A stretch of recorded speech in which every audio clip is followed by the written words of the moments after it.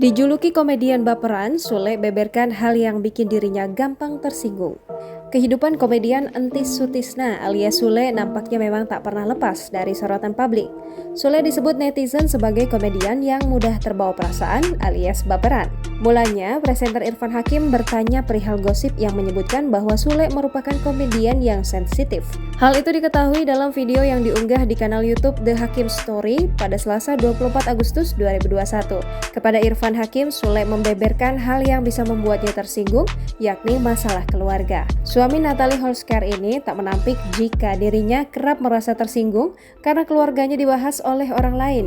Oleh sebab itu, Sule tidak pernah ingin keluarganya dibahas dalam setiap kesempatan. Namun, Sule mengaku tak masalah jika netizen berkomentar apapun soal dirinya, asalkan jangan menyinggung keluarganya, sebab itu hal paling sensitif yang ada di dalam diri Sule. Meski demikian, ayah 4 anak ini sama sekali tidak pernah merasa kesal ketika netizen menyinggung kehidupan pribadinya. Jangan lupa subscribe, share, komen, dan like ya!